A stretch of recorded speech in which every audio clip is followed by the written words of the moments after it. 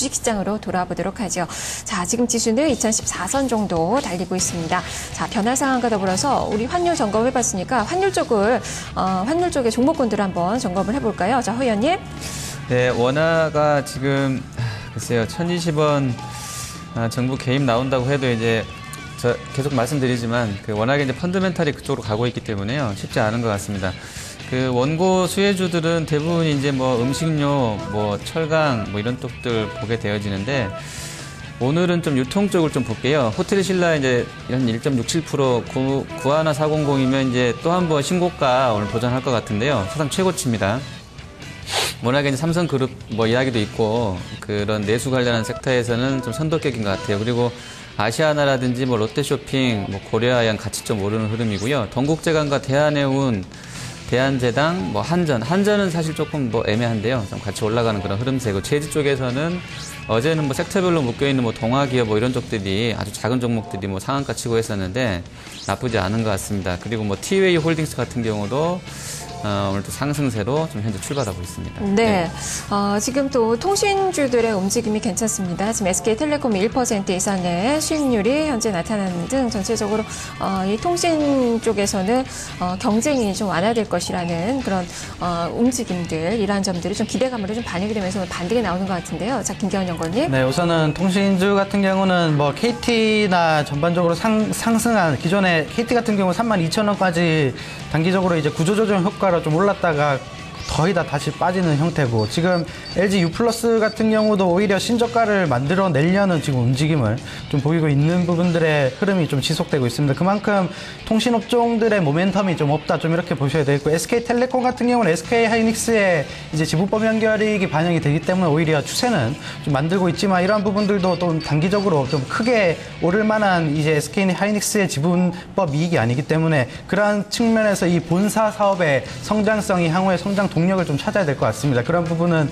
단기적으로 좀 힘들 것 같고, 우선은 통신주도 그렇고 전반적으로 한국전력도 최근에 좀 많이 빠졌었습니다. 지금 전기 요금에 대한 산정 기준이 좀 변화가 되면서 이런 부분들이 전반적으로 좀 악재성 요인으로 좀 반영이 되고, 하지만 여름 쪽에서 들어가면 이제 가동률이 좀 올라가기 때문에 그런 부분들 실적 모멘텀은 좀 단기적으로 나올 것 같습니다. 그런 측면에서 밑에권에서 지금 기관과 외국인의 저가 매수가 들어오는 시점을 좀 나오면 그때 저가 매수가 들어가야지, 지금 자체적으로는 아직까지는 이 평선을 지금 바닥을 지지하는 형태를 아직까지는 보이고 있지 않기 때문에 그런 부분들 좀 체크를 해드리도록 하겠습니다. 네, 매매 관점은 아니다라는 그 이야기네요. 그리고 지금 또 매개가 또 몰리고 있는 그 테마 쪽이 바로 5월 여객 수송 부분에서 저비용 항공사들이 많이 좀 선전을 했다고 하네요. 자, 이러한 점들 소식이 좀 빠른 것 같습니다. 지금 SKAK홀딩스가 7% 이상 강세권의 움직임 나오고 있고요. TA홀딩스도 4% 넘는 5% 육박하는 상승입니다.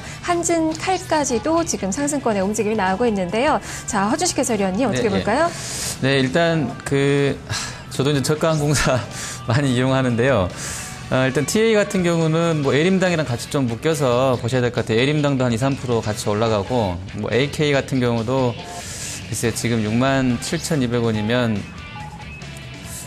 사상 최고가네요. 한 2달 정도 쉬었다가 다시 지금 뿜고 있기 때문에 지금 뭐 시세 또 한 번 날 수 있는 초입에 있는 것 같습니다. 계절적으로도 지금 뭐 성수기 들어가는 구간대라서 적절하게 좀 매매만 된다고 그러면 완전 정배열 구간대이기 때문에 좀 더 추가 수익이 날 수도 있을 것 같습니다. 네, 추가적으로 현재 조금 더 수익률을 기대를 해볼 수 있는 그 구간이다라는 그 이야기네요. 자, 그러면 오늘 어떤 섹터를 좀 공략을 해봐야 될까요? 자, 김경훈 연구원님은 어느 쪽을 보십니까? 네, 우선은 시장 자체 분위기는 뭐 여전히 좀 안 좋은 모습들입니다. 지금 낙폭 과대 업종들에 올라오는 업종들이 지금 타이 업종들이 오늘 조금씩 올라오고 있습니다. 지금 합성 고무 가격이 여전히 부진하기 때문에 원재료 가격은 굉장히 좀 다운되고 있고, 그러한 측면에서 수익성은 좀 개선될 수 있습니다.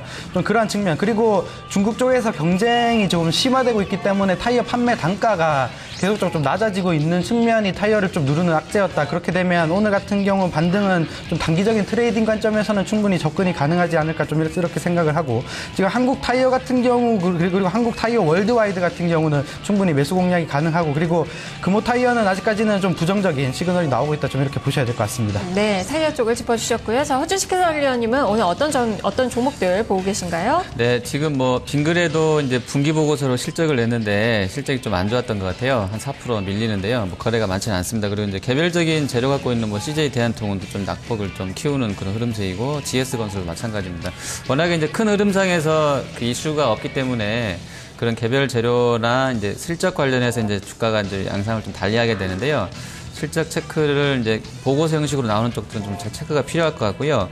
개인적으로는 요즘에 이제 리포트가 상당히 시세 흐름을 좀 주도를 하는 것 같아요. 오늘 또 나스미디어 이게 또 나왔는데, 나스미디어는 좀 이제 눈여겨볼 만한 것이요. 물론 이제 중소형사에서 리포트를 냈기 때문에 영향력이 얼마인지 모르겠습니다만, 모바일 광고 시장이 제가 알기로 2011년, 12년만 해도 뭐 1,000억대, 2,000억대도 안 됐던 것으로 아는데, 지금 뭐 제일기획 자료 인용해서 지금 이쪽에서 리포트를 냈는데, 올해는 한 7,700억까지 될 거라고 그러거든요. 그러니까 국내 모바일 광고 시장이요. 전 세계는 제가 알기로 34조 원이 넘습니다. 그래서 34조 원가량 됩니다. 그래서 그만큼 이제 모바일 쪽으로 많이 성장세가 가고 있는 게 확인되고 있고, 거기서 이제 광고 그런 업무를 하고 있는 쪽들의 주가를 좀 보셔야 될 것 같은데, 나스미디어 같은 경우 나쁘지 않을 것 같고요. 그리고 연결해서 뭐 그쪽 뭐 키스트라든지 뭐 같이 끼게 움직였던 쪽들, 뭐 전자인증 이런 쪽들도 같이 묶여서 막 중소형적으로 움직이는데, 이런 쪽도 같이 좀 흐름세를 주목해야 될 것 같습니다. 네, 좀 이야기가 됐듯이 한국 전자인증 많이 올라갑니다. 지금 7%가량의 상승. 이니텍이나 한국정보인증, 라운시큐어, 서울신용평가 이렇게 IPN주로 분류되는 그 종목군들의 강세가 좀 두드러지게 나오고 있다는 점 좀 특징이고요.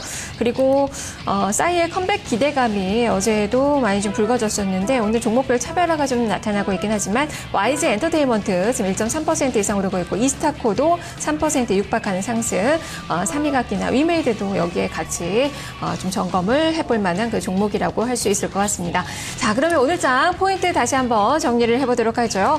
자, 김경원 연구원님, 여전히 뭐 개별주 쪽으로 전략을 좀 많이 세워주고 계시는데요. 시각 그대로 유지를 하십니까? 네, 시장 자체는 뭐 2014건이면 아직까지는 좀 조용한 모습이다, 좀 이렇게 보셔야 되고, 지금 전반적으로 뭐 삼성전자도 오늘 1.3% 오르기 때문에 또 오늘도 똑같은 매매 패턴이 외국인 중심으로는 좀 반복이 되고 있다, 좀 이렇게 보셔야 될 것 같습니다. 그런 측면에서는 이 코스닥도 상승 여력이 많이 둔화가 되었었기 때문에 이 하방 지지력이 굉장히 강한 자산가치 대비 좀 비교를 할 수 있는 PBR 투자, 그리고 이제 업종 내에서 업종군들마다 싼 종목들, 이 실적이 양호한데도 불구하고 PER 기준으로 싼 종목들에 대한 개별주 매매는 여전히 유효하다, 좀 이렇게 말씀을 드리고 싶습니다. 네, 다만 오늘 장이 삼성전자 중심의 장인데, 그렇다면 이쪽으로 지금 쏠림 현상이 아직까지 좀 나타나지는 않고 있거든요. 좀 긴 관점에서 보시는 건가요?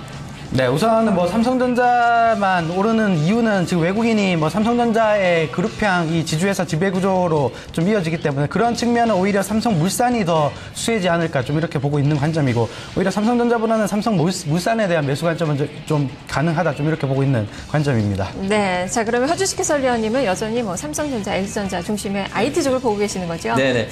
그 블랙베리라는 회사, 아까도 제가 이제 특징주 시간에 잠깐 소개해드렸는데, 모르겠어요. 이제 어떤 뭐 무모한 자신감인지 모르겠는데, 반드시 턴어라운드 한다라고 이제 강한 자신감을 그 존첸 회장이 이제 이야기했다는데,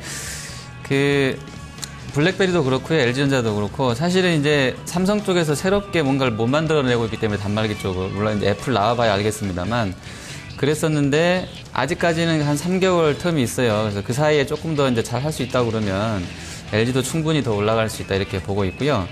하드웨어가 얼마큼 더 진화할지는 이제 봐야 되겠습니다만, 조금 정체된 부분을 인정을 한다고 하면 어떤 특성화된 뭐 전략 폰을 개발해 잘 내놓는 쪽들이 제품 주기를 좀 짧게 해서요, 그런 쪽들이 좀 선전하지 않을까 생각을 해보게 되는데, LG전자는 그런 면에서는 좀 갖고 가도 되지 않나 이렇게 보고 있고요. 그리고 삼성전자는 역시 이건 회장의 신병 관련한 이슈가 계속 좀 플로우로 나올 수 있겠는데, 엊그젠가 이제 뭐 손가락 부분인가요? 좀 만져봤더니 조금 이제 감각이 온다라고 했는데, 그런 표현이 사실은 오히려 더 조금 더 우려를 키웠던 요인이 된 것 같아요, 제 개인적으로는. 그래서 아마 전자는 계속 연동된 흐름, 그 뉴스 플로우하고 갈 수 있겠다, 이렇게 보고 있고요. 다른 시황이 아니더라도요. 그리고 섹터별로는 뭐 금융주, IT 어제도 강조해드렸는데 오늘도 뭐 같은 컨셉인 것 같습니다. 시장이 되면 이 두 섹터가 계속 끌고 가지 않겠나 이렇게 좀 보고 있습니다. 네, 시황관을 그대로 좀 유지를 하시면서 그 속에서 전략대를 찾아보시면 좋을 것 같습니다. 삼성전자가 오늘도 연중 최고치를 경신을 하면서 시장을 이끌고 있고요. 일단 외국인 투자가들이 오늘 현물 시장에서 매수세 계속적으로 유지를 해 나가고 있는 그 구간입니다. 장 출발 동향 살펴봤습니다. 탑팀 중개석이었습니다. 두 분 말씀 잘 들었습니다. 네, 감사합니다. 감사합니다.